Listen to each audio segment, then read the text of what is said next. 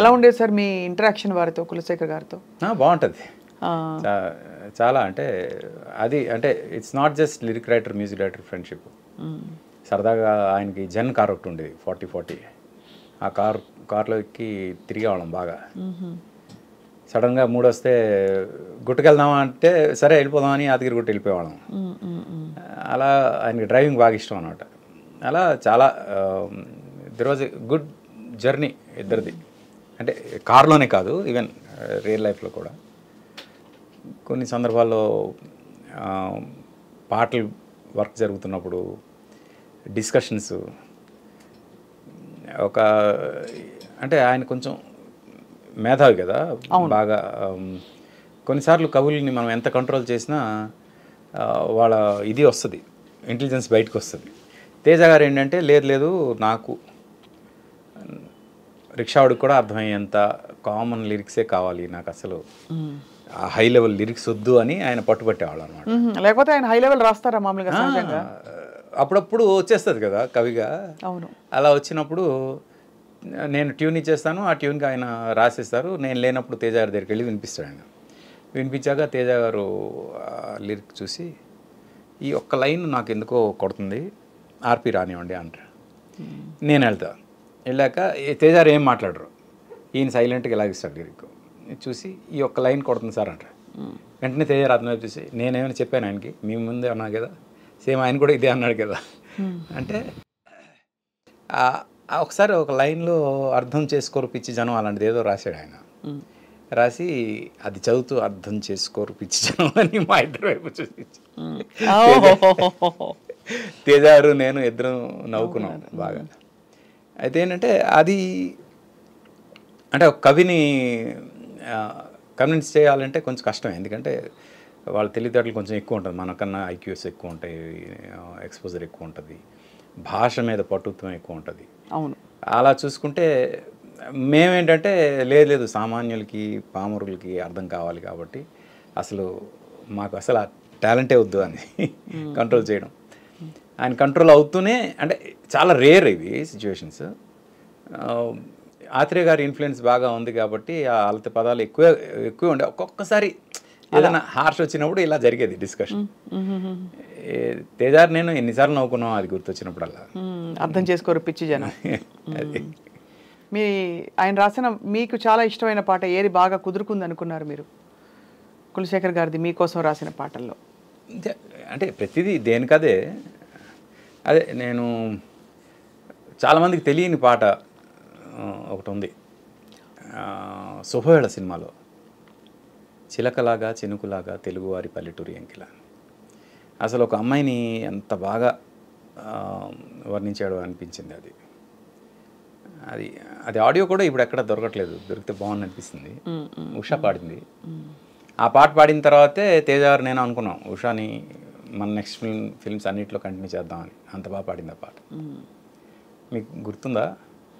చిలకలాగా చినుకులాగా తెలుగువారి పల్లెటూరి ఎంకిలా, కొలనులోని కలువలాగా వాలిపోని మొక్కజొన్న కంకిలా, తామరాకు మీద నీటి బొట్టులా వరిగింజ దొంగిలించు పాల పిట్టలా, కొప్పులోన ముడుచుకున్న పువ్వులా ఉయ్యాలలుగు చంటి పాప నవ్వులా, సాగిపోనీ హాయి రాగం వయసు జోరు మంచి హోరు మీద ఉన్న వేళలోన చిలకలాగా.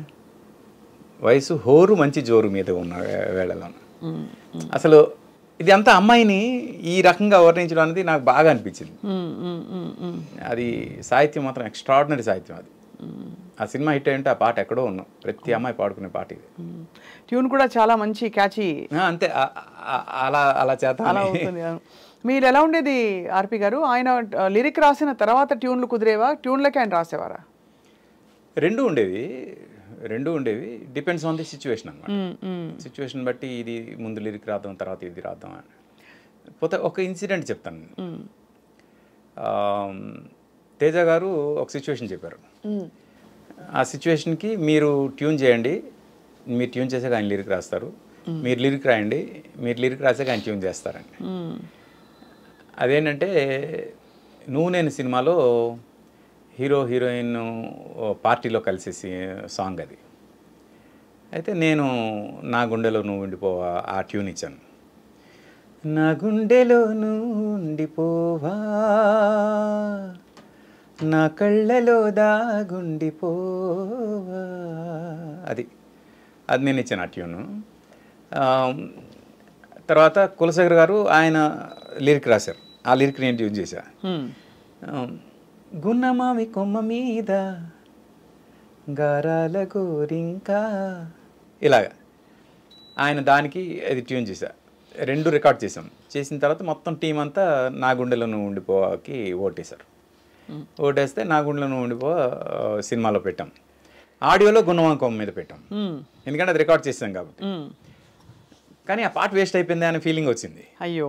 అప్పుడు జయంలోని ఎవరు ఏమన్నా మారదు ఈ ప్రేమ అని లిరిక్ మార్చి అదే ట్యూన్ని మళ్ళీ వాడాం.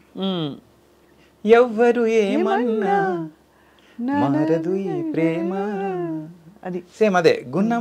గున్నమావి కొమ్మ మీద గారాల గోరింకా, అది అంటే ట్యూన్కి మ్యూజిక్ చేయడం, మ్యూజిక్కి ట్యూన్ చేయడం, ఈ రెండు జరిగేవి. అదే ఆ టైంలో అసలు ఒక రెవల్యూషన్. ఆర్పి, కులశేఖర్, ఉషా కాంబినేషన్ చాలా చాలా సూపర్ హిట్ సాంగ్స్ ఇచ్చారు ఆర్పి గారు. సంతోషంలో ఎలా జరిగింది? సంతోషంలో కూడా కులశేఖర్ గారు కొన్ని రాశారు.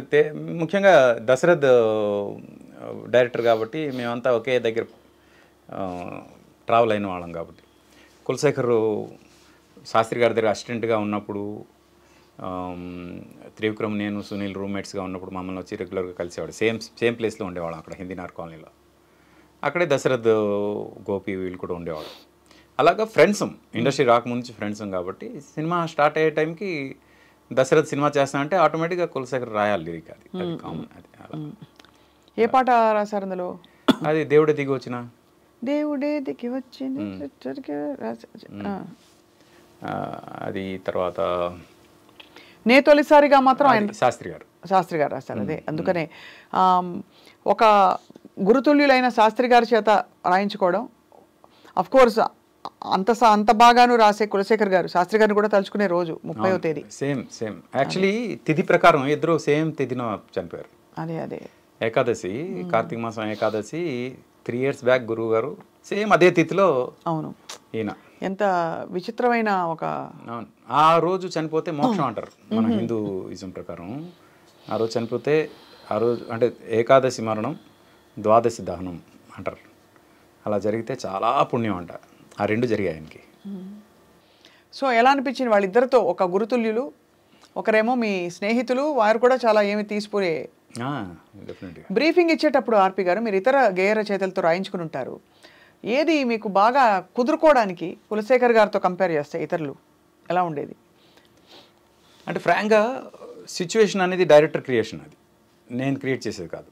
ఎదురుకి కూర్చోబెట్టి సిచ్యువేషన్ డైరెక్టర్ చెప్తారు కాబట్టి ఆ తర్వాత వచ్చిన లిరిక్కి ఏమైనా కరెక్షన్ ఉంటే నేను చెప్తా తప్పితే నేను బ్రీఫింగ్ ఇచ్చేది ఏముండదు.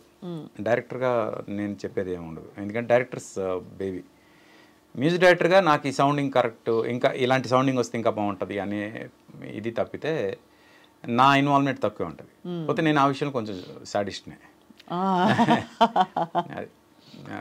కొంచెం అంటే డైరెక్టర్ ఓకే అన్న తర్వాత కూడా కొన్ని సందర్భాల్లో లేదు నాకు ఇలా కావాలి అని చెప్పిన సందర్భాలు ఉన్నాయి. ఇక నాకు చాలా ఇష్టమైన, చాలా మందికి ఇష్టమైన శ్రీరామ్ పాటలు కులశేఖర్ గారు రాశారు. ఆ పాట నాకు ఇష్టమైన పాట. తీయని కళలను అంటే ఫస్ట్ 4 lines, లాస్ట్ 2 lines నేను రాశాను. అది మాతృక మీరు రాసి ఇచ్చేశారు. మధ్యలో 6 lines రాసే టైం కానీ తెలివితేటలు కానీ లేవని నాకు అర్థమయ్యాయి. అది ఆయనతో రాయించాను. మీకు రాయాలని ఎందుకు అనిపించింది అప్పుడు? అంటే మీకు అలవోగ్గా వచ్చేసాయి? అలా అలవోగ్గా వచ్చింది ఆ ట్యూన్ చేస్తున్నప్పుడు. అది కానీ ఆయన రాసిన లైన్లు నేను రాసిన లైన్ల కన్నా బాగుంటాయి. అవునా? ఆబ్వియస్గా. అయితే ఆయన రాసిన లైన్ మీకు గుర్తున్నాయా? మనసంతా నువ్వని చెప్పడం తెలుసు ప్రేమనే మత్తులు, ఎన్నాళ్ళైనా నేనుండిపోగలను చూస్తూ నీ కళ్ళలో, నేనెవరన్నది నే మరిచిపోగలను చూస్తూ నీ కళ్ళలో. అది నేను రాసింది. చల చల్లని మంటలు ఎరగవేనాడు ప్రేమ సెగలేమిటో, ఇలా ఉంటుంది అది. సారీ నువ్వే చల చల్లని మంచుకు ఎరగ అలా వస్తుంది. మంచుకి దాని మంచు కన్నా చల్లనైనది, దీనికన్నా మంటల కన్నా వెచ్చనైనది అలా ఉంటుంది ఆయన ఎక్స్ప్రెషన్. అది నువ్వు వెచ్చని మంటలు ఎరగవే నాడు ప్రేమ సెగలేమిటో అంటే అది అంటే నువ్వు వెచ్చ మంటలు కూడా ప్రేమ సెగలుకి అర్థం కావు వాటికి అన్నట్టు అలా అవి బాగుంటాయి ఎక్స్ప్రెషన్స్. వచ్చి రాని కన్నీరుకే తెలుసు ప్రేమలో తేమిటో అలాంటి వచ్చి రాని కన్నీరుకే తెలుసు ప్రేమలో తేమిటో ప్రోమలు భలే ఉందండి ఆ లైన్ మాత్రం. లేదు ఆయన రాసిన లైన్ ఇంకా బాగుంటుంది, తరించిపోతారు. అలా అయితే కులశేఖర్ గారితో మీ సంగీత ప్రయాణం బహుశా మీరు ఈ అవతారం మార్చి మీరు దర్శకత్వంలోకి వచ్చి చేసినప్పుడు ఎలా ఉండేది ఆయనతో మీ అనుబంధం? ఆయన రెస్పాన్స్ ఏంటి? సంతోషపడ్డారా? మీరు ఇంకా పాటలు చేయాలని అందరూ కోరుకున్నట్టు ఆయన కూడా అనుకున్నారా? అంటే నేను డైరెక్షన్కి వచ్చే టైంకి ఆయన ఇంకా మనలో అంటే మన లోకల్లో లేరు. ఎంతకాలం కోమాలో ఉన్నారు ఆర్పి గారు? అదేదో ఉందండి ఆ ఫేజ్, నాకు కరెక్ట్ గుర్తులేదు. I don't want to remember that అనమాట. I understand, but you must have been very shaken by. Yeah it was something, అంటే అసలు ఎక్స్పెక్ట్ చెయ్యండి కదా అది. కొంచెం ఆ టైంలో మాత్రం కొంచెం ఇబ్బంది పడ్డాం. ఈవెన్ ఫ్యామిలీ కూడా చాలా సఫర్ అయ్యారు, ఎలా హ్యాండిల్ చేయాలి ఇప్పుడు ఈ సిచ్యువేషన్ అనేది. ఎన్నాళ్ళు ఉన్నారో మీకు తెలియదు? అదే మీరు కొన్ని మంత్స్ ఉన్నారు. ఐ జస్ట్ వండర్ థింకింగ్, కొన్ని మంత్స్ కోమాలోకి వెళ్ళిపోయాక మొదటి పలకరింపు లేదు, స్పృహ వచ్చే పరిస్థితి కుటుంబానికి ఎలా ఉండేదని? లేదు అంటే కళ్ళు ఓపెన్ చేసాడు కానీ ఎవరిని గుర్తుపట్టలేని పరిస్థితి. అలా దిక్కులు చూస్తూ ఏదో దీనిలో. నేను తేజ గారు కలవడానికి వెళ్ళినప్పుడు ఫస్ట్ టైం మమ్మల్ని గుర్తుపట్టాడు అని మాత్రం తెలిసింది.